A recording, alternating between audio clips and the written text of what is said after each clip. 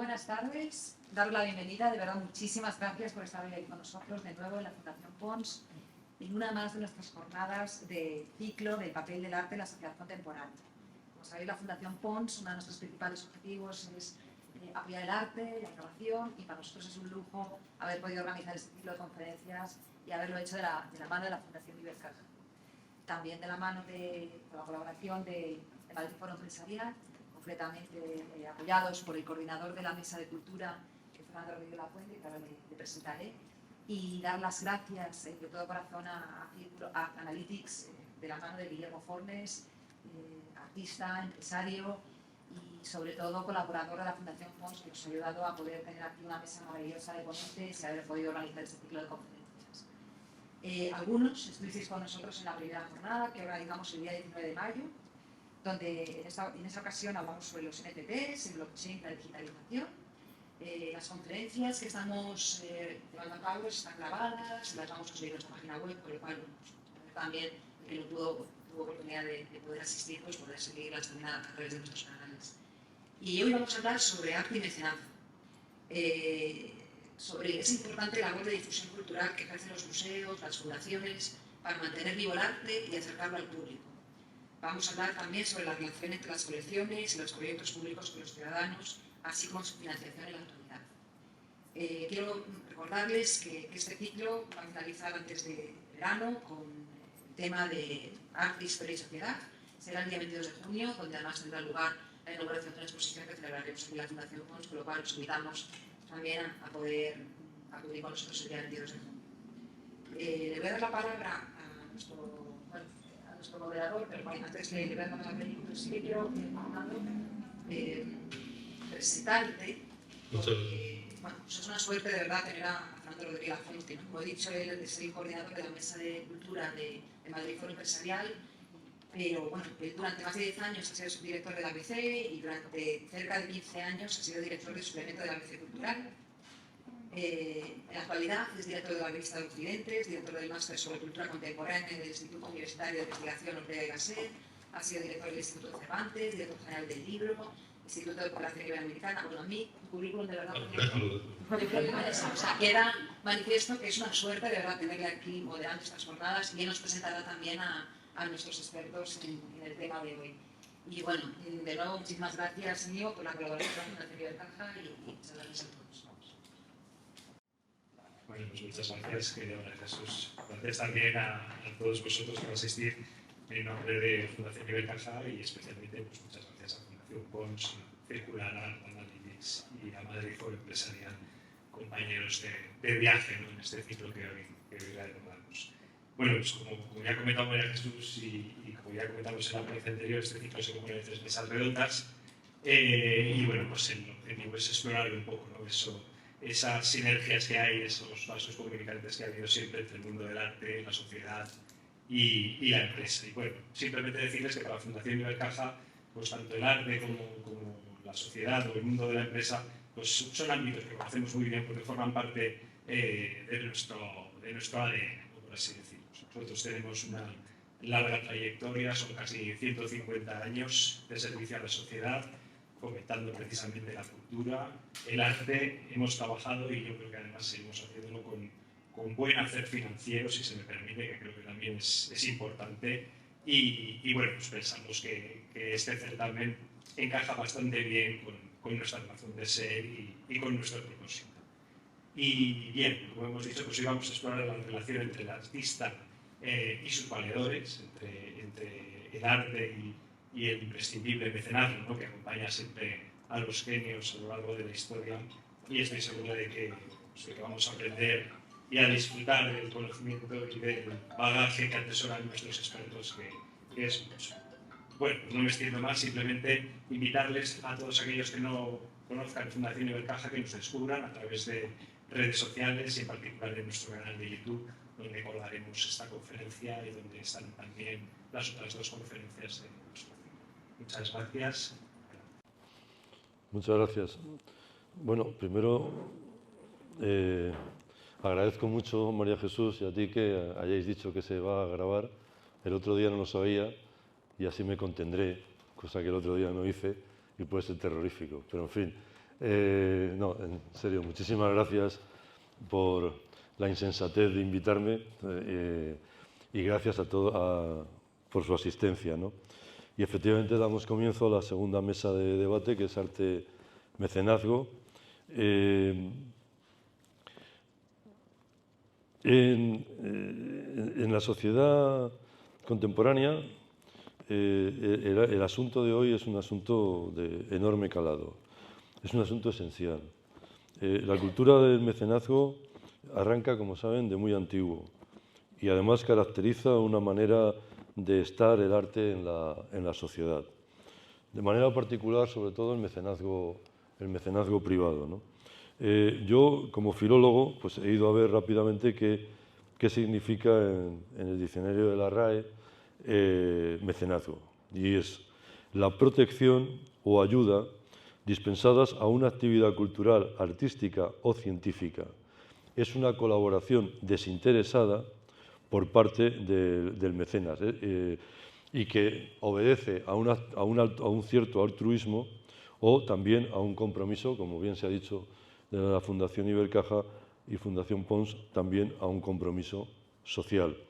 Esto lo veremos por la cuestión del retorno cuando aparece el mecenazgo, ¿no? Lo que vamos a ver hoy, supongo, es las diversas aristas, los diversos perfiles y las geografías del mecenazgo. Un asunto importante es la diferencia con el patrocinio, ¿no? En el sentido de que el patrocinio se considera como un canal más allá para la difusión de la marca. Sin embargo, el mecenazgo supone no supone obtener una contrapartida, aunque el conocimiento de cada acción, lógicamente, en su caso de estas acciones, en caso de producirse, pues lógicamente puede reportar una forma positiva de la imagen del mecenas, ¿no? Para hacerlo telegráficamente, en la edad dorada del mecenazgo, cuando arranca y es una explosión tremenda, es curiosamente durante el Renacimiento. Ya sabéis que el mecenazgo consistía, lo digo por si alguno está dispuesto, que vaya preparando el presupuesto, porque el mecenazgo en origen pues, significaba que al artista le daban alojamiento, comida, generalmente vino, se lo daba a un artista a fin de que éste realizase su obra, ¿no? Luego terminaré con un caso contemporáneo de mecenazgo bastante curioso en el mundo de la literatura. En ocasiones incluso, además del alojamiento y la comida, se les pagaba por ello, pero eso no era muy habitual. Por ejemplo, hay un caso muy divertido que es de Casanova, ¿no? Casanova, después de haberse recorrido Europa, como sabéis, haciendo las cosas que hacía, pasa por Madrid, por cierto, y por Madrid también la monta, pero termina sus días siendo bibliotecario de un aristócrata checo. Vivía en el palacio y se encargaba de la biblioteca y efectivamente le daban el alojamiento, la comida, bastante vino en el caso de Casanova y no sé si llegaran a pagarle o no. Es interesante recoger que la ley de presupuestos generales del Estado puede establecer anualmente una relación de actividades prioritarias del mecenazgo y puede también establecer las entidades beneficiarias en el ámbito de los fines de interés general fijados por esos presupuestos generales del Estado, de manera que, como sabéis, tienen unos beneficios fiscales que pueden ser importantes.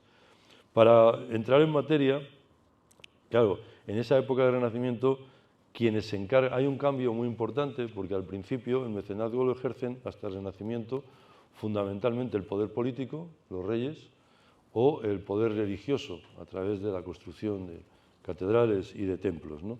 Ya en el Renacimiento y sobre todo en el ámbito más floreciente europeo que es Italia, tanto desde el punto de vista económico, porque es el momento en el que arranca la burguesía, como podemos entenderlo, hay como 4 familias que os traigo que llevan el mecenazgo a lo máximo y en diferentes localidades italianas. Y de ahí va a arrancar todo lo demás hasta hoy. Los Medici en Florencia, los d'Este en Ferrara, los Sforza en Milán, que son los que patrocinan, por decirlo así, hacen el mecenado, ejercen el mecenado nada menos que con Leonardo da Vinci, y los Gonzaga en Mantua. ¿De dónde viene la palabra mecenazgo? Bueno, la palabra mecenazgo viene de un amigo y consejero de César Augusto en el siglo I de Cristo, que se llamaba precisamente Cayo Clunio Mecenas, y de ahí el nombre del mecenazgo que hemos arrancado. ¿Quiénes son beneficiarios, según la ley de 2002, prioritarios hacia la calidad del funcionario para los presupuestos generales del Estado? O los receptores, las fundaciones sin ánimo de lucro, las asociaciones declaradas de interés público y las ONGs, ¿no? Porque, como insisto, tienen enormes deducciones fiscales. Y el caso que os iba a contar es el caso que se da, por ejemplo, un mecenazgo bastante curioso, que es el de la gente literaria, probablemente la gente literaria más importante que hemos tenido en España y en Iberoamérica, todo lo que se podía denominar la cultura en español, que era Carmen Balcells, la agencia Balcells, que ella en un momento dado hace algo digno de los Medici o de los Sforza, ¿no? Pero lo hacen en la segunda mitad del siglo XX. Y es que descubre a dos, en ese momento, moderadamente jóvenes escritores, se da cuenta del caudal de estos escritores y son Mario Vargas Llosa y Gabriel García Márquez, curiosamente los dos que tienen el premio Nobel de su generación de literatura, y el propio Mario me lo contaba, Carmen Balcells le dijo en un momento dado: oye tú, Mario, ¿tú cuánto necesitas para vivir al mes? Un mes sin pasarse, en fin, una cosa, en fin, moderada, ¿no? Pero porque él quería instalarse en Barcelona, venía de París, en París trabajaba en Radio France, en las ediciones en español, en la emisora en español, y quería quedarse en Barcelona. En ese momento Barcelona no es lo que es hoy.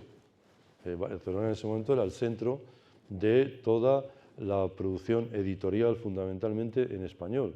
Y, curiosamente, si a lo largo del siglo XIX y principios del XX, las primeras décadas del XX, hasta la Segunda Guerra Mundial, la mayor parte, y eso te lo contaban ellos, la mayor parte de los escritores hispanoamericanos, para conocerse, se conocían en París, no son un mexicano o un argentino, se conocían en París, un peruano. A partir de los años 60, y gracias a Carmen Balcells y a un gran editor que se llamaba Carlos Barral, se instalan en Barcelona, ¿no? Barcelona no tenía nada que ver con lo que es ahora. Ahora sería imposible, por razones obvias, ¿no? Y no que no voy a entrar en ello porque me parece hasta una grosería. Tanto a García Márquez como a Mario Vargas Llosa les da una asignación mensual, o sea, un mecenazgo. Y ellos, gracias a eso, se pueden dedicar solo a escribir, solo, como estamos hablando con el mecenazgo, a crear su obra, con toda la libertad y, sobre todo, con la tranquilidad del agobio económico. A partir de ahí, la historia ya la conocéis del desarrollo y la carrera de los dos, pero tuvieron ese arranque que es algo verdaderamente insólito a veces, sobre todo quizá en el mundo del arte, quizá en el mundo del cine, en la música, pero en la literatura no es muy habitual esta broma maravillosa que tuvo Carmen Balcells.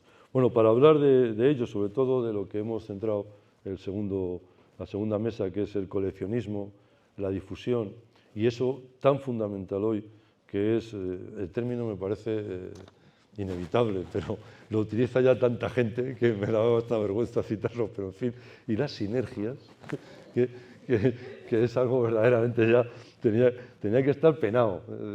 Es como el que diga, ¿qué tal la noche? Espectacular, ¿no? Pues ese también, porque ya sabéis que las palabras, como nosotros, tienen vida. Las palabras nacen, se desarrollan y mueren, ¿no? Entonces, ¿mueren por qué? Y mueren como morimos nosotros, probablemente, lamentablemente, por otra parte. Mueren por desgaste, por el uso, ¿no? Y entonces hay un momento en el que ya la palabra no significa, de tanto uso, ya no significa lo que originalmente contenía, ¿no? Y entonces, cuando oyes a determinada gente, porque claro, el término sinergia es muy potente, pero cuando oyes a una determinada gente utilizar sinergias para hablar de sus cuñados, te quedas un poco preocupado. En fin, esto ya... Pero bueno, no, vamos a hablar sobre todo de arte y mecenazgo. Y para ello, yo le voy a dar primero la palabra a María Eugenia Girón Dávila, en nombre, si me permiten, de la Fundación Pons y de la Fundación Ibercaja, os doy las gracias por estar aquí. Voy a hacer lo mismo que he tratado de evitar con María Jesús, que es no leeros todo, pero sí destacar cosas que me parecen. María Eugenia Girón es consejera independiente en este momento, creo, sigue siendo presidenta de la Fundación de la Diversidad. Llevas ya una década como presidenta. Y eso, estar de presidente una década tiene mucho mérito, sobre todo aquí. No digo aquí en la Fundación Pons, sino en España en general. Pero vamos, es también integrante del Consejo de Administración de la Corporación Financiera Alba, presidenta de Gove On Investing. Y yo destaco también que ha sido galardonada como mujer ejecutiva del año 2004 y top 100, esto suena de la leche. O sea, esto es en 2017 y además fuiste reincidente en 2019 en una categoría que un poco, si me permitís el término, acojona, porque es pensadoras y expertas, ¿no? Y dices, joder, pues ya con una pensadora y experta y además ha sido mujer ejecutiva, ya uno le impresiona. No, ahora sin broma, muchísimas gracias y tienes la palabra. Muchas gracias por esa presentación y a la Fundación Pons y a Guillermo, sobre todo, que me invita a unirme a esta reflexión, ¿no? Donde el arte y, en mi caso, el mundo de la empresa se encuentran. Y yo lo que puedo compartir con vosotros, y quería compartir, es mi experiencia en el entorno empresarial. ¿Sigo? Sí.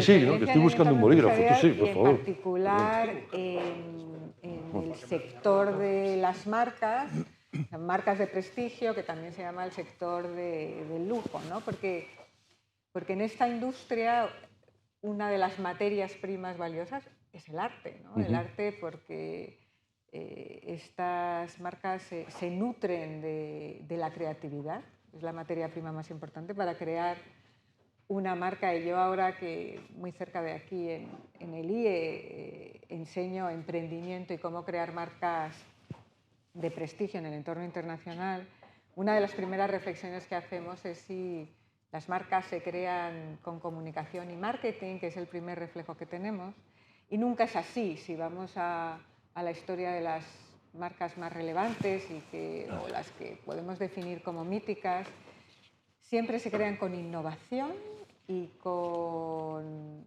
un producto que nos acerca a nuestros sueños. ¿Y de dónde se nutre la industria de esta capacidad de innovación?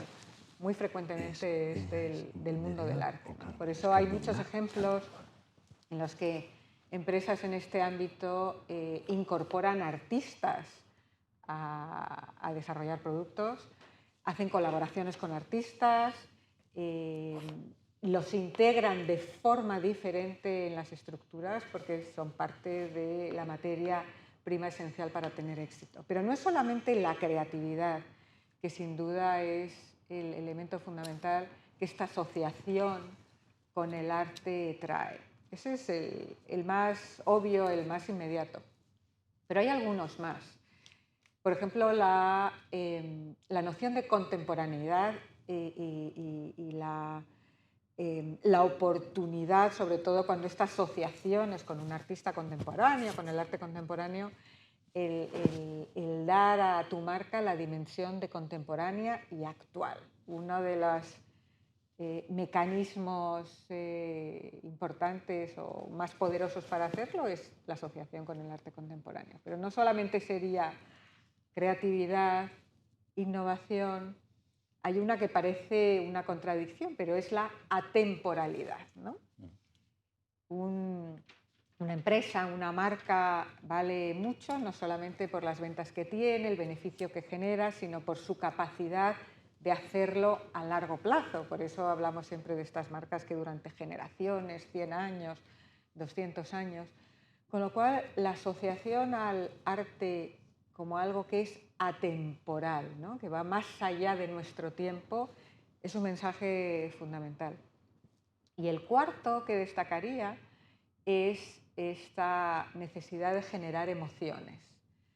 Los precios de estos productos, que seguro que cuando he mencionado este sector ya os han venido a la cabeza, pues tal producto de tal marca, el precio nunca está vinculado a sus características tangibles o a lo que genera una reacción racional. A todos nos gusta decir que compramos tal producto porque está muy bien hecho y porque es de gran calidad, y eso solamente es parte de la historia. Realmente lo hacemos porque nos provoca una emoción. Y estas emociones o la habilidad para construir emociones es algo también que en este sector se aprende del mundo del arte. Con lo cual, la asociación al arte, y no lo llamamos mecenazgo, o no se llama mecenazgo en el sector, pero forma parte no solo es una materia prima, pero es casi parte del modelo de negocio.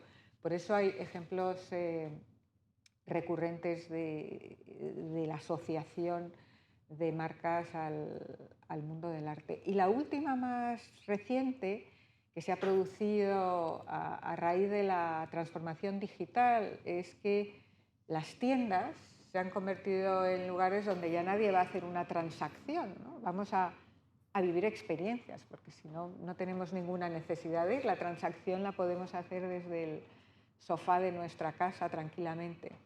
Con lo cual, las tiendas, para todas las categorías de producto, para todos los sectores, han tenido que reinventarse y redefinir lo que son.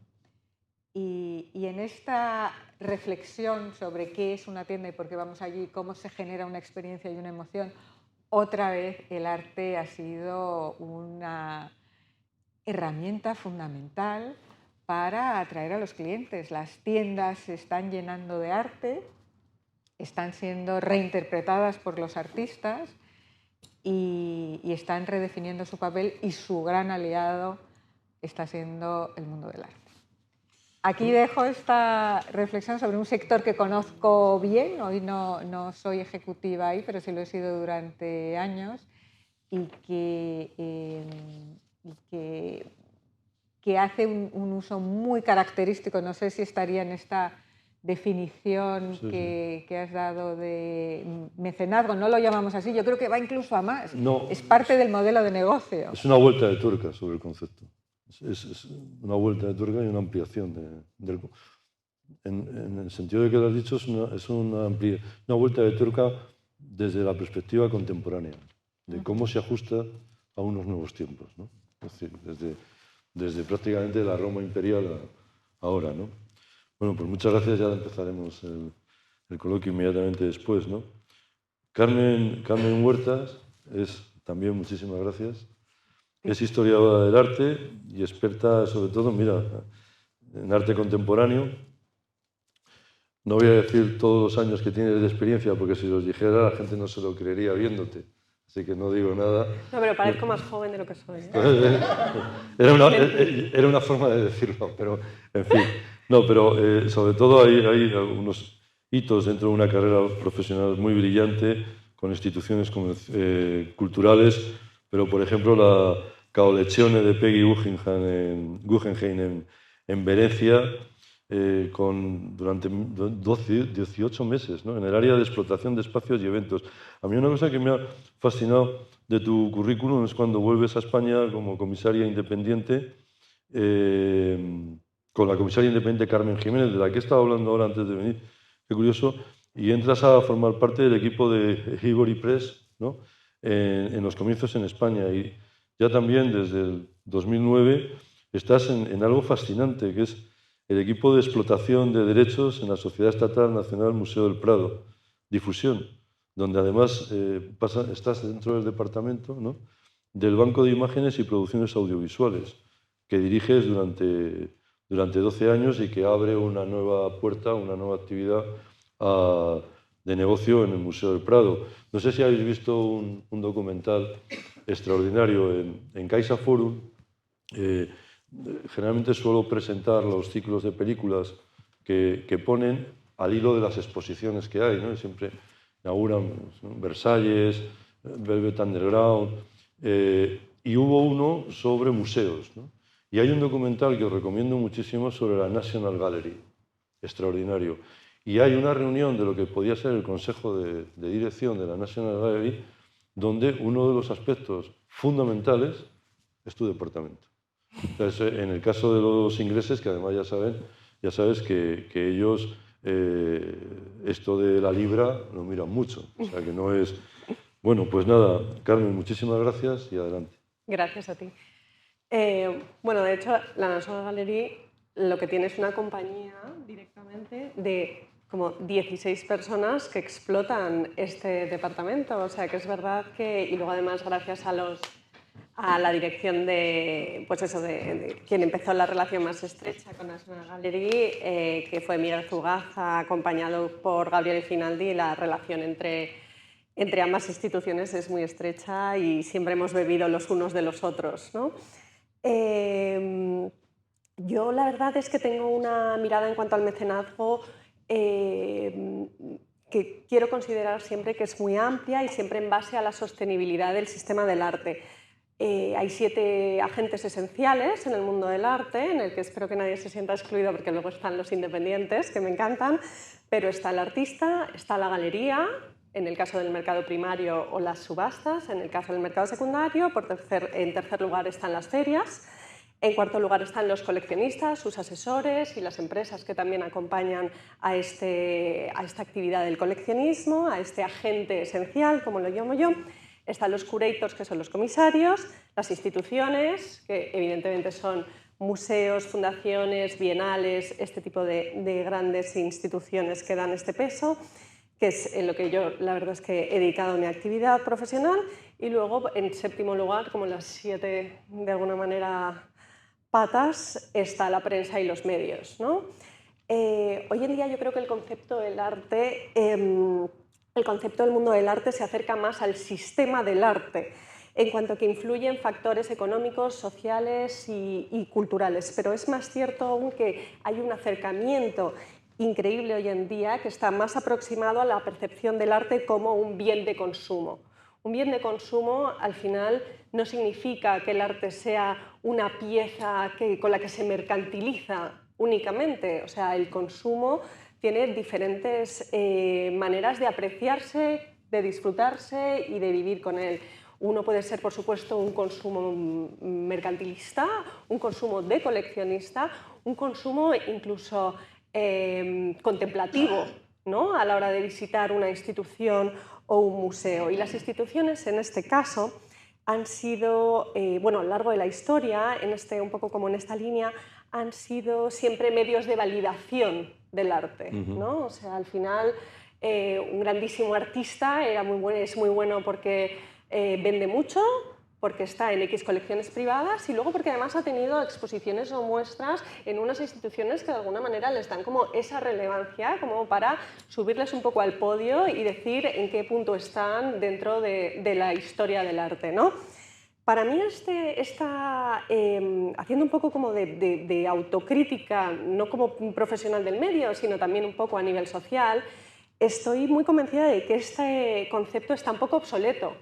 O sea, las instituciones tienen otras responsabilidades, tienen las responsabilidades de redescubrir, de señalar, de aceptar y de apoyar nuevos tipos de expresión artística y de revisar antiguos, de manera que podemos además no solamente entrar como en una nueva concepción de cuáles son las obligaciones de las instituciones, sino también de utilizar otros nuevos tipos de validación. O sea, evidentemente tenemos que contar con validaciones clásicas, están las tesis doctorales, los catálogos razonados, los catálogos de exposición, que es donde se muestran que son medios de validación esenciales en los que se muestran las nuevas tesis, los nuevos cambios que también se vuelcan en la historia del arte. Este Goya ya no es un Goya, este vuelve a ser un Goya, un poco de confusión allí que nos puso Manuela encima de la mesa.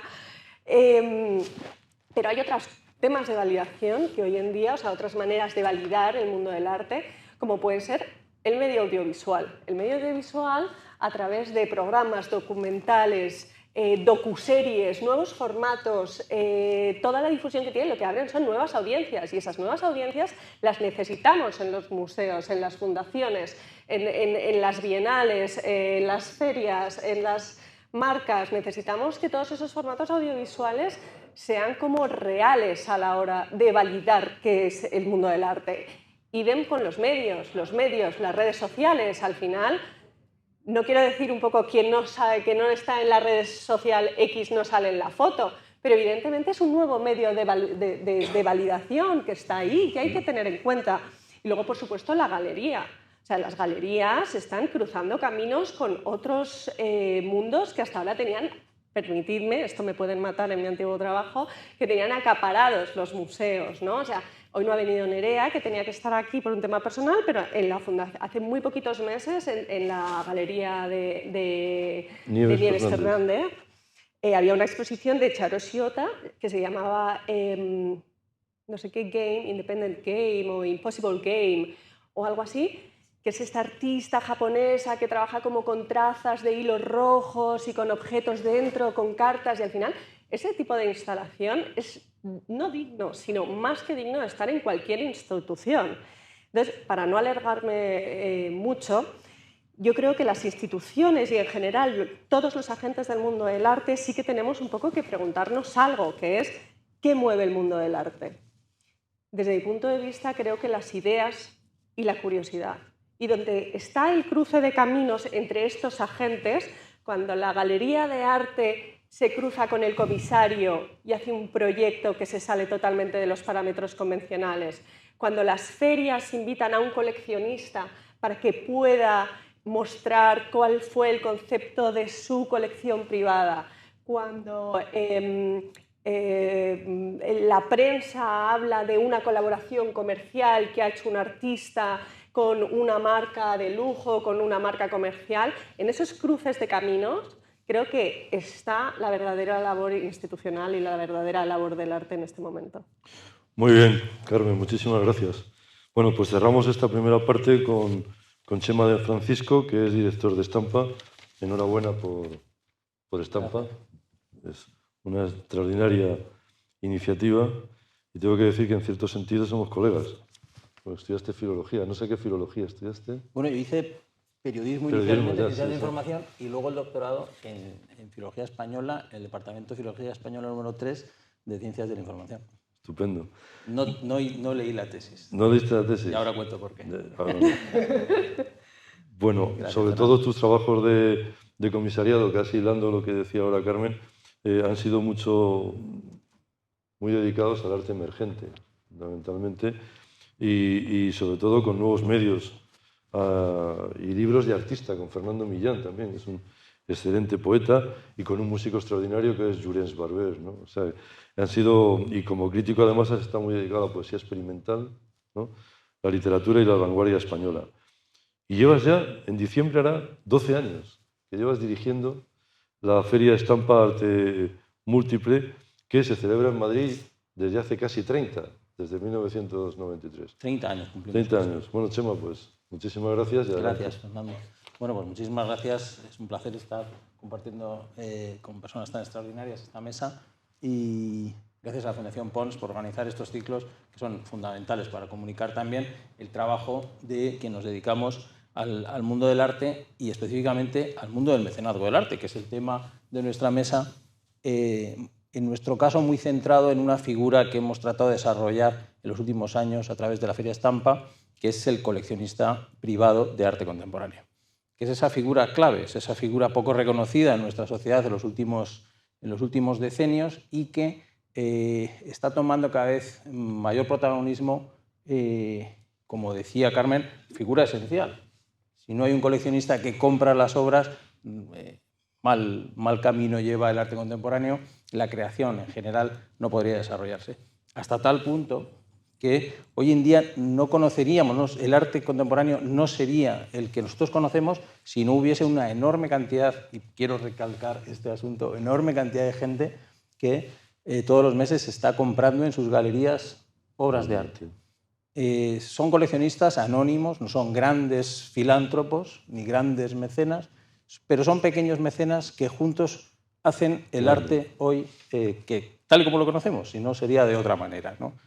Si no tuviésemos esta cantidad de clientes, que me encanta la palabra, porque al fin y al cabo nuestros negocios se nutren fundamentalmente de clientes que están comprando a sus galerías, a sus artistas, que están haciendo seguimiento de sus artistas a través de las obras, y que son además espoleados, mantenidos, creados por las galerías.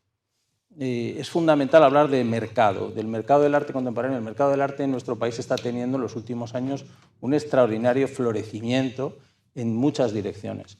Hablábamos con Carmen hace un ratito, la pandemia ha generado un enorme interés personal por el mundo del arte, por el mundo de la creación, de la literatura, de la música. Esto ha sido volvernos hacia adentro, decía Muñoz Molina en su última novela, nos puede gustar más o menos, pero es una novela interesante que llega un momento que nos indica, hay una frase que creo que hay que señalarla, que dice, durante la pandemia nos hemos convertido en exploradores de un territorio ignoto, un territorio que somos nosotros mismos. Nos hemos redescubierto, hemos encontrado zonas inexploradas que no teníamos ni siquiera idea de que existían, ¿no? Y es a través de esa introspección, de ese volvernos un poco hacia adentro y articular las prioridades de la existencia, que sin ponernos demasiado estupendos, creo que han sido uno de los grandes protagonistas de la pandemia y de nuestra experiencia con ella. Es verdad que la figura del coleccionista va poco a poco dibujándose, teniendo cada vez un relieve más importante en nuestra sociedad, y nosotros en Estampa es fundamentalmente lo que hacemos, es decir, hacemos esa misma labor que hizo la feria hace 30 años, por mucho que haya cambiado casi radicalmente. Nosotros de Estampa, este año cumplimos 30 años, como bien decías, Fernando, y solo mantenemos dos asuntos: el nombre, porque incluso no me dejó cambiarlo. ¿Pero por qué es la marca? Por la marca. Claro. Fijaros que la Feria Estampa la compró un coleccionista. Yo dirigía una galería en Madrid, yo estaba en un departamento universitario, yo era un profesor de literatura y me llamó la dueña de una galería que estaba cambiando el personal. Mi tesis de Juan Eduardo Cirlot. Hombre, gran poeta. Maravilloso personaje que me condujo a la poesía experimental. Extraordinario. Y a muchísimos territorios. Y su hija, una gran especialista de literatura medieval. Victoria y Lourdes en Historia del Arte. Las dos hijas, que sabes que Juan Eduardo les dijo: hijas mías, cuidarme bien la obra porque yo no puedo legaros nada más que mi obra. Él no tenía fortuna personal y lo han hecho, la verdad es que muy bien. Han ido recuperando. A mí lo que me dejó Juan Eduardo Cirlot, que paradójicamente no leí su tesis, pero siempre ha estado en los momentos claves del desarrollo de mi carrera. Siempre me ha parecido como... Y pues de los primeros intérpretes comparativos. Es decir, que era capaz de relacionar el mundo de la literatura, del pensamiento, de la música, del cine y del arte contemporáneo. Entonces, esto a mí me ayudó para comprender un poco hacia dónde se conduce, qué beneficios tiene la inversión en el arte del coleccionista, digamos, de a pie, del coleccionista que somos todos un poco en el fondo, ¿no?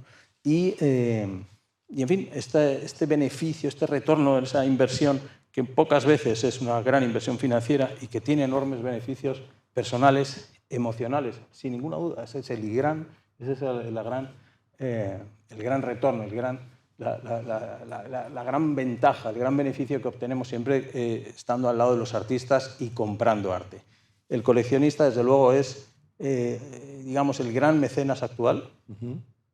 Y el apoyo de la ciudadanía a través de la cultura, a través de compras, es esencial. Es decir, esta es que todavía no hemos conseguido con nuestros gobiernos, en ninguno de sus administraciones de los últimos años, que apruebe una ley de mecenazgo clara, beneficiosa realmente para los empresarios, para las empresarias y los grupos y los privados que quieren apoyar proyectos de arte contemporáneo. Y sin embargo, lo único que les pedimos al menos es que impulsen esta actividad, siquiera fomentando el prestigio social del arte, ¿no? Que esto es el prestigio social de la cultura, que es una cosa en la que creo que es importante, ¿no?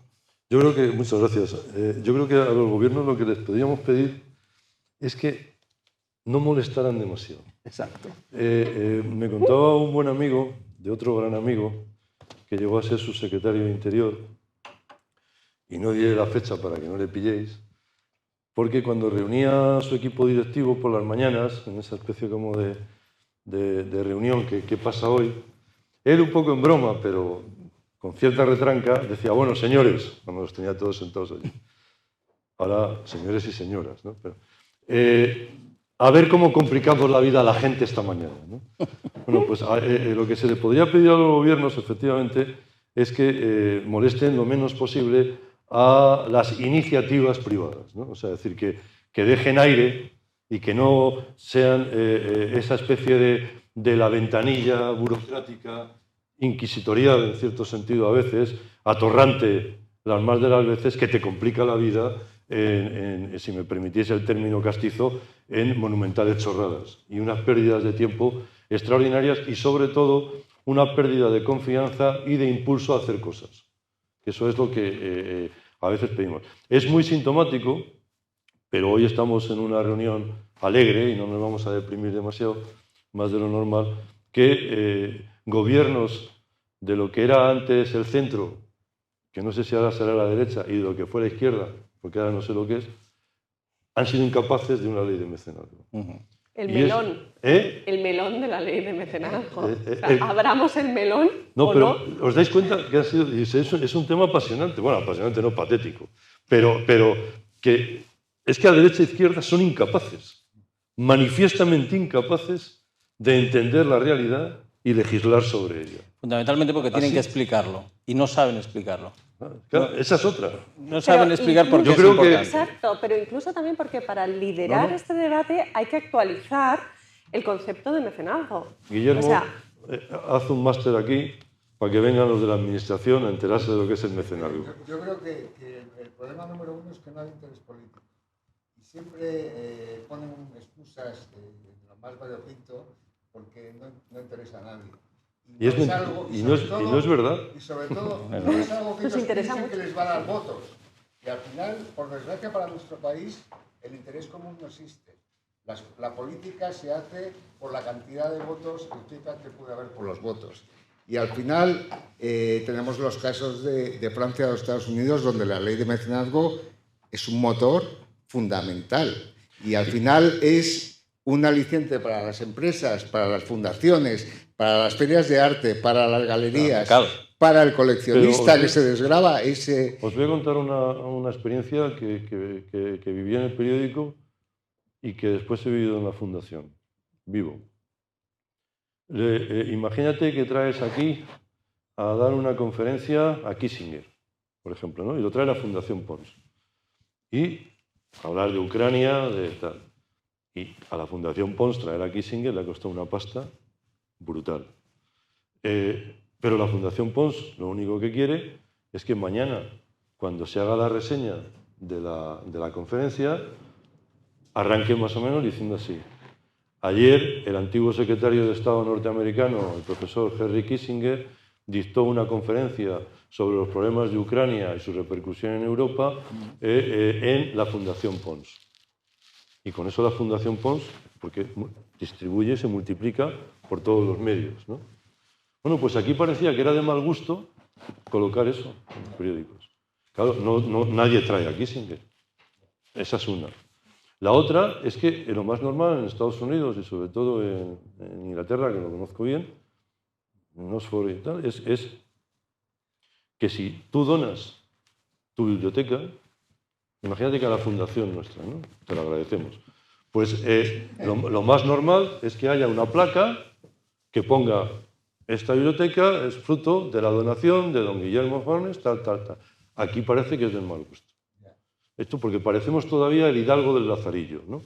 O sea, es decir, los hijos de don Pepito, Fernando, descalzos y con corbata. Pero no creas que eso pasa. Quiero decir que hay muchas iniciativas Claro, españolas claro. funcionando. Por supuesto. En el Reina Digo que Sofía, se ha transformado. O sea, con lo que tú decías... está ocurriendo. Claro. Si es que no, Cuéntalo. no, o sea, Sí. el matrimonio Autric, que hizo puso todos los fondos, se ocupó de los honorarios de una comisaria para que hiciese una investigación en toda la fotografía española de los años 40 y 50 con las colecciones de Alfar, del grupo Alfar. Sí.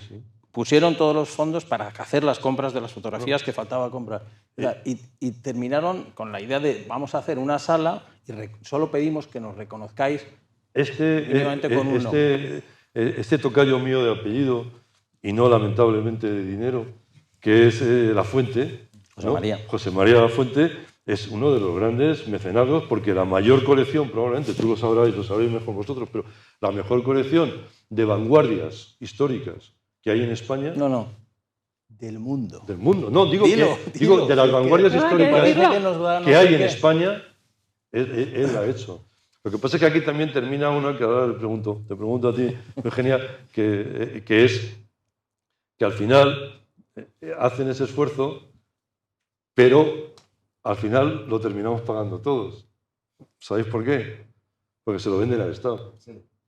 Claro, entonces dicen, hombre... Pero es extraordinaria la colección de José yo la María, conozco en Santander. No, María Eugenia, yo te iba a preguntar, porque has hablado de algo que ya citamos, fíjate, el otro día en la primera reunión, que es la cuestión clave de la contemporaneidad, ¿no? Y el filósofo italiano Paolo Fabri solía decir que es muy difícil ser contemporáneos de nuestro presente, porque no todos vivimos el mismo presente. Entonces es muy difícil, muy complicado el ser contemporáneos de nuestro presente, el tener las coordenadas fijas y sólidas de nuestro presente. Y citabas también la temporalidad. Yo recordaba en la gran novela de Lowry, del escritor británico Malcolm Lowry, Bajo el volcán, que si la habéis leído algunos recordaréis, que pone, ¿le gusta este jardín? Cuide que sus hijos no lo destruyan, porque vemos muchas marcas destruidas por generaciones siguientes en la propia antemporalidad. Claro, porque el chollo, ¿qué vamos a hacer los que no hemos tenido esa suerte? Aquí el chollo es ser hijo de un millonario, claro, porque te fundes la herencia y a correr. Claro, No es poco creativo. Es poco no, bueno, creativo, vete a saber, vete a saber. Y en el caso de la atemporalidad, aquí también os pregunto a los tres, en literatura se suele decir que es el escritor, en este caso el artista, el que decide si quiere tener, lo voy a decir en clave literaria, pero ajustarla a las demás artes, si ese escritor quiere tener 100.000 lectores en un mes o 100.000 lectores en 100 años. Y es una decisión del escritor. No sé, en el arte, lo que tú decías, ¿sabes? Muy interesante, esto es como el valor de una compañía, ¿no? Es muy similar, exacto. ¿no? De cómo lo medimos. Exacto. Esta noción de contemporaneidad que es tan valiosa para un producto de consumo, para cualquier marca, pero que además en el entorno esto de los productos de prestigio se tiene que reconciliar con algo que va a ser para siempre. ¿Cómo algo que va a ser para siempre además es contemporáneo? Y ahí es donde el arte ayuda mucho. Y quería contar además una experiencia personal donde a mí el arte me ayudó mucho a comunicar un mensaje internamente dentro de una empresa. Era una empresa de joyería, en este caso, que yo dirigí durante un tiempo y necesitaba esta marca actualizarse, revitalizarse y mantener lo mejor del pasado, pero reinterpretarlo en clave contemporánea. Y esta marca de joyería tenía un taller con 100 artesanos muy bien formados, con experiencia de 20 y 30 años. Y yo veía que este discurso, decíamos, hay que mantener lo mejor del pasado, pero actualizarlo. Claro, me miraban como diciendo, si eso es lo que hacemos nosotros. Nadie cree que es anticuado, ¿no? Todos creemos que somos modernos. Era un mensaje difícil de pasar y además, en este caso, bueno, había referencias, es una joyería muy escultórica, había referencias escultóricas de escultores españoles. Entonces a mí se me ocurrió algo que funcionó. Y dije, mira, vamos a llenar estas paredes de arte contemporáneo. Y traje alguna obra pues, que yo tenía, algunos familiares que me dejaron, y llenamos todo de arte contemporáneo. Entonces mi discurso empezó a ser más fácil. Empezamos a hablar de algo que tenía vocación de eternidad, pero que estaba hablando otro lenguaje. Y seguía habiendo gente que se resistía, porque esas cosas no se cambian así. Pero fue un instrumento muy útil y ahí se quedó, ¿no? Y nos permitió luego comunicar a nuestros clientes el cambio que queríamos hacer. Fue un estupendo instrumento de comunicación. Y te pregunto al final de la película, y fue un éxito. Funcionó muy bien, el valor de la empresa... ¿Se disparó? Se disparó y luego, bueno, pues lo que pasa cuando el valor de una empresa se dispara es que alguien te compra y entonces cuando alguien nos compró dejó de ser el proyecto en el que yo estaba y luego me fui a otros proyectos, pero fue un gran aprendizaje. Y el arte como un instrumento para comunicar Y comunicar esto es... Eso en el Instituto de Empresas es lo que se llama un estudio de caso, ¿no? Más o menos, ¿no? Sí. De hecho, hay un caso. ¿Ves? Ya me lo imaginaba. De hecho, hay un caso, Ya me lo caso imaginaba. sobre esta empresa. Oye, de todas formas hay otra cuestión. Yo creo, te lo digo María Jesús, que aquí en la Fundación Pons hay algo mágico.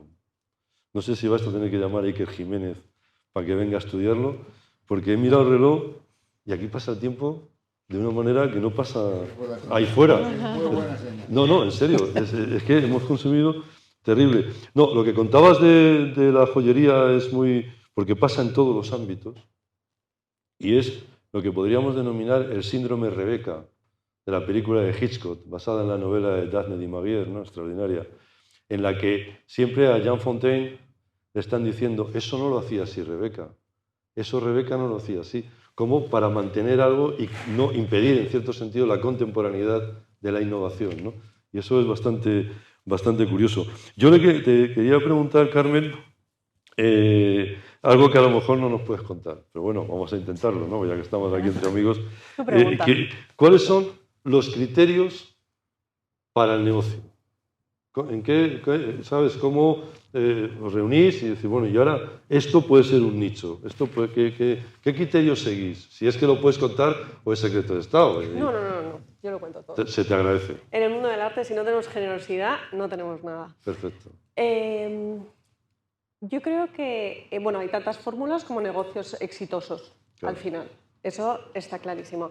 Creo que un gran negocio podemos aprenderlo de nuestros coleccionistas del pasado. O sea, si Felipe II no hubiera coleccionado en su momento a Tiziano, o Felipe IV a Velázquez hubiera comprado el Adán y Eva de Durero, o Carlos IV se hubiera encaprichado con Goya, no hubiera habido un negocio, si lo quieres llamar así, como el Museo del Prado, que es probablemente una de las mejores, bueno, sé que es una de las mejores, todos sabemos, pinacotecas del mundo, pero además es probablemente el mayor ejemplo de colecciones reales, si lo quieres llevar al mundo del negocio. Y eso sí que es una mirada contemporánea. Trayéndolo a nuestro terreno, podemos hacer un alto en el camino y pensar que Peri Guggenheim pagó ese fee de mecenazgo a Pollock, por ejemplo, que le pagó $350 al mes para que comprase whisky y pintura, básicamente. Pero bueno, es una manera un poco de... A James Joyce no habría escrito Ulises si él, que era un, ¿cómo se llama?, un sabrista profesional, encontró una millonaria norteamericana que le asignaba para la época $500 mensuales. Y se dedicó a escribir Ulises, si no habría sido imposible. Exacto, o sea, y eso pasa en todas las disciplinas del arte, también en las nuevas, también en la tecnología, en la ciencia y en la fusión con el arte. Respondiendo un poco a tu pregunta, un poco por curiosidad, por no ¿sabes? volvernos un poco, ¿sabes? Por no divagar mucho dentro de la historia del arte, pero creo que muchas veces la historia del arte ya nos da como claves, ¿no? Creo que hay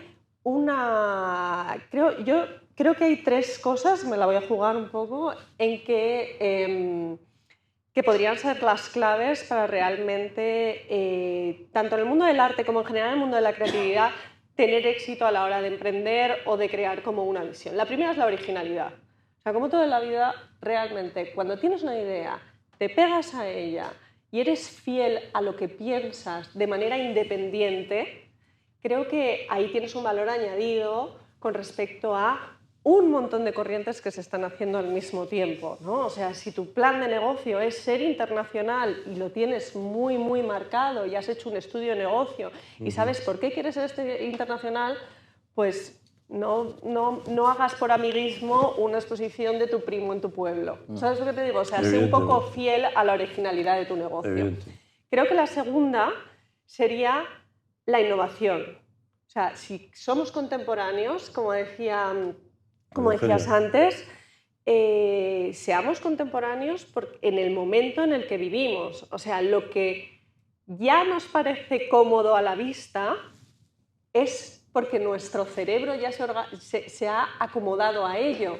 Por lo tanto, seamos valientes con la innovación, ¿sabes? Vayamos un poco a un terreno que no siempre tiene que ser sólido, y si te equivocas siempre hay marcha atrás o siempre hay maneras como de reconducir. Eso tiene un peligro, te lo digo después, sigue, por favor. Tiene un peligro tremendo. No, ahora te cuento, pero sigue. Y lo tercero, creo que es muy importante ir bien acompañado. ¿Él? Ir bien acompañado. Eso siempre. Creo que en los negocios es muy fácil, a la hora, yo te estoy hablando como de un negocio, Que sí. negocio. Creo que es importante buscar complementos en la gente en la que te rodeas. O sea, acompañarte de alguien que te ríe las gracias o te dice que sí a todo, no es productivo. O sea, nosotros vivimos de la revisión de nuestros textos, de la Constante. revisión de nuestras imágenes, de la autocrítica y de la crítica externa. Y si no tenemos esa autocrítica y vivimos en un mundo en el que la prensa no se la juega, porque es uno de los problemas que tiene el arte, y no dice lo que está mal hecho, simplemente si no está bien no apareces en prensa. No, o sea, Así necesitamos vivir en un mundo, yo creo, más, o sea, tenemos que ir bien acompañados desde un enfoque totalmente crítico, saber aceptarlo y tener ya un poco como el aplomo de poder aprender de eso. En la medida en que el arte, y incluyo todas las artes, en la medida en que el arte es un añadido de la vida, acordaros de esto que se contaba siempre, lo cuenta Borges, de la rosa, ¿no? Y una rosa pintada, o el perro de Goethe, ¿no? Cuando pintas un perro, no tienes tu perro pintado, tienes dos perros, ¿no? En este caso, lo que estás contando del añadido del arte es que tiene que añadir algo a la vida. O sea, porque si no, no tiene mayor... Y ahí, con lo que decías decías las ideas, también el aspecto crítico. El arte tiene que ampliar la visión del mundo. Si no, no tiene sentido. Bueno, lo puedes hacer, pero es la diferencia que existe. Eso en literatura se ve bien y me gustaría, si vosotros lo veis desde el punto de vista del arte, la diferencia... O sea, en literatura hablamos de que hay consumidores de libros y lectores de libros, que son dos categorías. Oye, aquí vale todo, o sea, que no se pongan nerviosos los consumidores. Pero sí, vamos a diferenciarlos, porque si no, esto es una ensalada mal hecha. Y por lo tanto, eso es consumidor y lector. Y eso obedece a otra consecuencia que se puede dar en el arte, que es dos verbos distintos: entretener y emocionar o conmover. Y el arte te emociona o te conmueve. ¿Te puede entretener? Sí, pero ya no es lo mismo. Y ahí tiene que haber, como tú bien dices, una actitud crítica. Voy un momento con Chema y volvemos. Chema, yo tengo una pregunta también de que tú ya la has ido adelantando, pero si pudieras ajustarla más, y si puedes, si quieres, claro. Sí. Que es, ¿cuál es el perfil del coleccionista privado? Bueno, esta es la clave. Claro. Esta es la clave del asunto. Nosotros en Estampa, como decía, conservamos dos cosas: el nombre y el arranque original de la feria, que era la extensión social de la compra de arte, del coleccionismo, de la creación. Y nosotros ahí nos hemos querido especializar en los clientes de nuestros clientes, es decir, en la figura del coleccionista, como decía. Es verdad que el coleccionista lo forma la galería, lo crea. El coleccionismo contemporáneo es una invención de la galería. El editor, me contaba Jorge Herral, el editor de Anagrama, gran tipo, dice, el editor es el que crea el tipo de lector. Sí. Y la Estampa es el que crea el tipo de coleccionista. Estampa no, la galería. La galería. La galería. Que es el equivalente a la editorial. Eso es, o sea, es decir, es la que tú creas un establecimiento especializado en arte, te haces una nómina de artistas a los que defiendes, pero terminas buscando, creando a los compradores que te van a comprar tus estudios. También encuentras a los compradores habituales del mercado, pero la reunión de muchas galerías y de distintos tipos, que yo creo que es un poco el secreto también un poco de Estampa, que nosotros no nos centramos en un tipo de galería o en un tipo de asunto, tratamos de recoger el mercado. Y la suma de los clientes de todas esas galerías diferentes hacen un gran encuentro de coleccionistas. Pero no hay un coleccionista tipo, entonces. Entonces, nosotros tratamos de hacer una cosa, que era darle al coleccionista un protagonismo que nunca había tenido. Entonces, nosotros, por ejemplo, en Estampa cuento 4 casos. Le pedimos a uno de los mejores diseñadores en este país que nos actualizara el logo. Y llamamos a Josep María Civit, el creador de Taula de Diseño, el gran diseño catalán, que nos creara el nuevo logo. El creador del logo de la Caixa, con Miró, le entusiasmó la idea. Y además, bueno, nos hizo muy buen precio, lo pasamos juntos, había que pagarle un buen hotel cuando venía a Madrid, y lo pasamos fenomenal, y nos hizo un logo precioso. Y esto pues dio, digamos, una sanción también a la feria. Es el caso de la joyería. El segundo caso a un íntimo amigo, que nos hemos hecho muy amigos, que es un gran psiquiatra, es uno de los mejores psiquiatras en España, ha hecho el servicio del Hospital de Móstoles, del Puerta de Hierro, de hospitales de Madrid. Luis Caballero es un gran coleccionista. Entonces hicimos juntos un libro, una investigación, indagando los motivos emocionales, las causas emocionales del coleccionista, de las compras de los coleccionistas. No, y les pedíamos que eligiesen 8 piezas de su colección que habían sido definitivas en su vida, que les habían cambiado la visión del mundo y de su manera de entender la realidad, con su familia, con sus amigos, en su trabajo. No las mejores, no las más caras, sino las más emotivas. Sí, sí, sí. El trabajo fue fantástico a través de Atlas, que es un software que utilizan los antropólogos y los etnógrafos, y con un ayudante suyo del CEU, de la facultad donde da clase, hicimos un estudio en una categoría lo más amplia posible de coleccionistas, desde el más joven, que gasta 5.000 al año, hasta el más capacidad económica, que gasta varios millones al año. Y nuestra especialidad, en todo caso, en estampa, es entre 5.000 y 60.000 al año.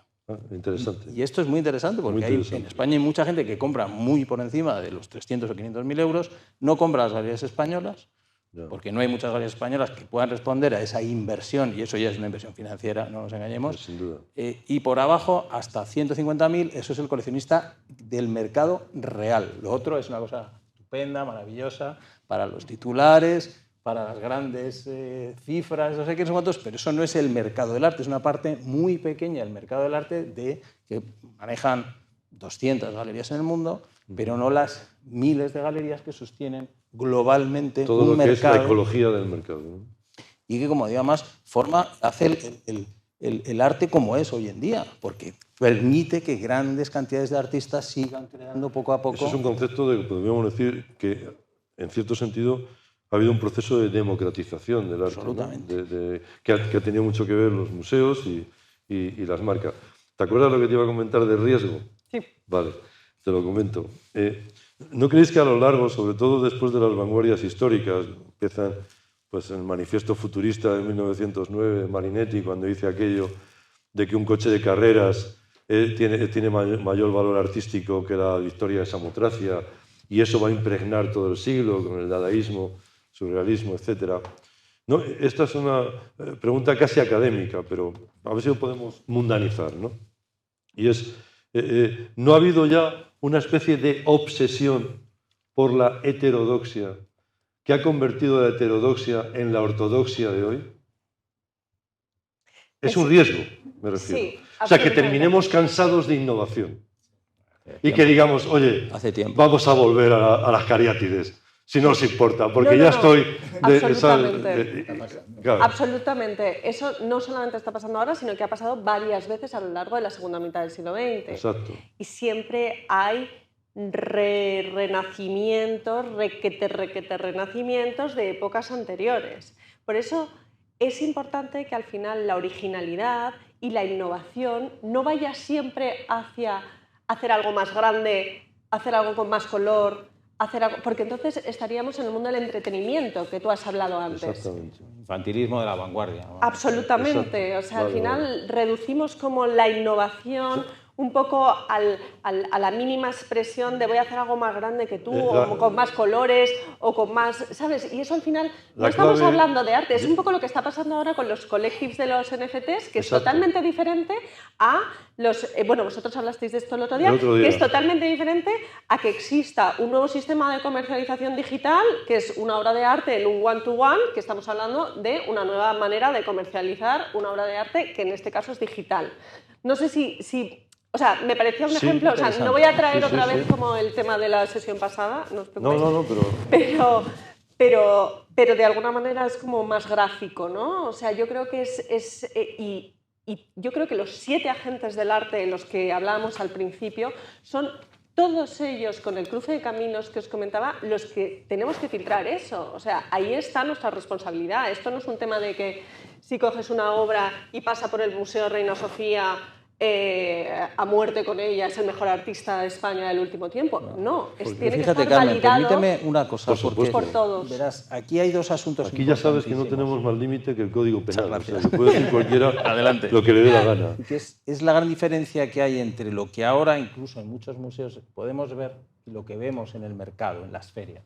que es lo que consume o la experiencia que tiene el ciudadano del arte que va a aprender, etcétera, y lo que compra. Y esto de verdad es muy diferente, porque Muy diferente. En las ferias hay mucha más pintura, hay más fotografía, hay una obra mucho más... Diversa. ¿O qué? no más, sino más cercana, más próxima, más entendible de alguna manera, más etcétera, cercana, etcétera. sí, está bien. Esto por un lado. Y luego, por otro lado, para hacer, te va a encantar también la expresión, coleccionismo sostenible, que nosotros lo hablamos mucho también, era inevitable. que probablemente un día se desgaste también el sostenible, joder. tiene que haber una galería mediando en la compra. Tiene que haber los NFTs y el mundo digital. Yo creo que ahora mismo el mercado del arte, la galería también se está metiendo en el territorio de NFT, pero si desaparece ese agente, el coleccionista llega un momento que deja de tener esa conexión con la obra. Una obra de arte no es todo menos el objeto que vemos, la pintura colgada, la performance que hemos comprado en un soporte digital, etc. Es todo lo que está alrededor, lo que contiene, lo que antecede, lo que proyecta. Yo me acuerdo en la galería decía que para mantener el interés de un coleccionista tensábamos una cuerda entre la galería y la casa del coleccionista y la pieza en la pared, y la afinábamos. La afinábamos de manera que al pulsarla el coleccionista en casa escuchase aquella razón por la cual decidió la compra de la pieza.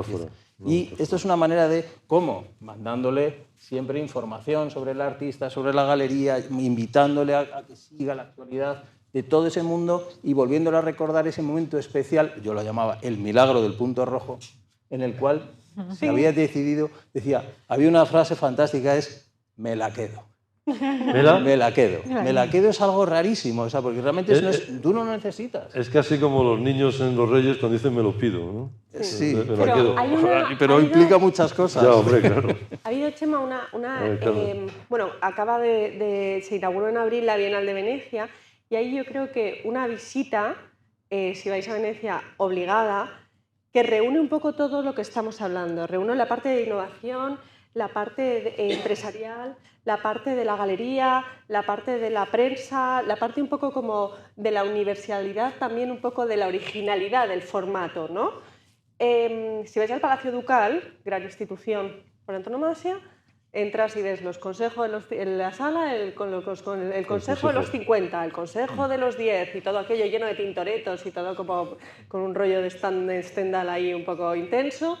Y de repente ves un cartel muy cutre, pero luego los italianos son bastante cutres, que pone Ansel Kiefer. Y dices, ¡uy, qué bonito! Voy a ver algo de Kiefer, este gran escultor que todo lo hace a lo grande, y que podéis buscar un vídeo en YouTube suyo en el que recorre su estudio en bicicleta, que es bastante gracioso. Pues llegas allí y te encuentras en una sala, igual de grande que todas las demás, con lienzos del suelo al techo que ha pintado in situ. ¿Y cómo ha podido hacer eso? Pues está el artista, está Gagosian detrás, están un montón de empresas patrocinándolo, hay una institución, está la Bienal detrás, y está el habérsela jugado.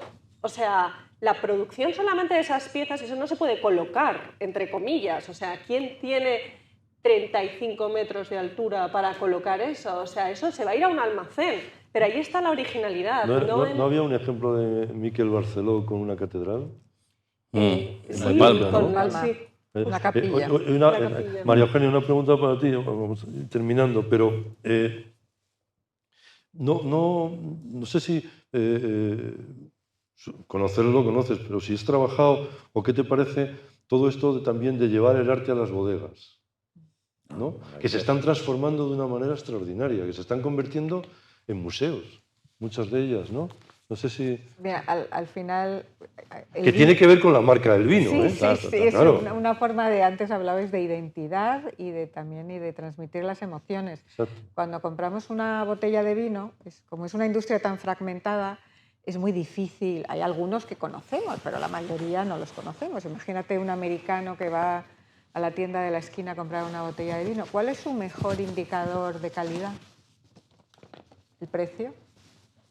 Si es caro será bueno, si es barato será malo. Hay una frase de don Antonio Machado muy buena, que dice que todo necio confunde valor y precio. Totalmente, pero al final el mercado en algunos casos... Y entonces, por eso también el arte se convierte en un instrumento para generar valor, para dar notoriedad, para hacer destacar tu marca en un mercado fragmentadísimo donde es muy difícil tener relevancia. Entrar, ¿no? Muy bien. Bueno, como os decía lo del tiempo, que parece de coña, pero es que llevamos 1 hora y media casi, una brutalidad. Sobre todo para estos señores que están aguantando heroicamente, se lo agradecemos también, pero por lo menos por cortesía, saben que hay una anécdota muy divertida del gran escritor y vanguardista también, Ramón Gómez de la Serna, estupendo, que él daba muchas conferencias. Dio una vez una conferencia desde un elefante, dio una vez una conferencia desde un trapecio. La de las 5 razones. Las 5 razones con la mano. Daba lo que llamaba la conferencia maleta y entonces iba sacando cosas de la maleta e iba haciendo greguerías, que era un invento que hizo él, que era metáfora más humorismo y cosas así, ¿no? Y él, que había dado muchas conferencias, siempre recomendaba al conferenciante, sobre todo en España, que ya sabéis que cuando a alguien le dan la palabra no la suelta ni Dios, que decía, tengan ustedes cuidado cuando den una conferencia y tengan cierta cortesía con el público que ha acudido desde sus casas, desde su trabajo, interrumpiendo lo que estuvieran haciendo para ir a escucharle, y no se extienda, ¿no? Pero, y daba una recomendación, dice, preocúpense cuando el público, durante la conferencia, empieza a hacer así, ¿no? Pero porque puede ser particularmente preocupante cuando empieza a hacer así, ¿sabes? Entonces, vamos a ver, me contó Luis García Montero otra mucho más divertida que esta, el director de Cervantes, buen amigo, de una conferencia de Ramón cuando Manuel de Falla y Federico García Lorca hicieron algo de vanguardia. En 1925, ahora se van a cumplir 100 años, el primer Congreso Internacional de Cante Jondo. Mira. En Granada, en 1925. Y era Falla, una generación anterior, y Federico. Y Federico en ese momento tenía 27 años. Y claro, habían invitado a todos los del cante, que sería después lo del cante de las minas de ahora y tal, ¿no? Y había llegado allí todo Dios. Y había un padre y un hijo, gitanos, que estaban en la primera fila en la conferencia de Ramón, ¿no? Y Ramón, olvidándose de lo que él había recomendado, no paraba de hablar. Y esto lo que venían era a cantar. Y entonces hay un momento dado en el que la conferencia terminó inmediatamente cuando está en la primera fila, el hijo se desabrocha la chaqueta, llevaba la faja aquella que se llevaba y en la faja lleva una pistola. Y como Ramón no terminaba, el hijo le dice al padre, ¡padre, lo mato ya! Y ahí terminó la conferencia de Ramón, que lo vio y dijo, se acabó, no vamos a llegar a eso esta tarde, pero en fin, les agradecemos que tampoco disparen. Si quieren hacer alguna pregunta y si no, terminamos. Porque ya ven que nosotros tenemos cuerda para rato.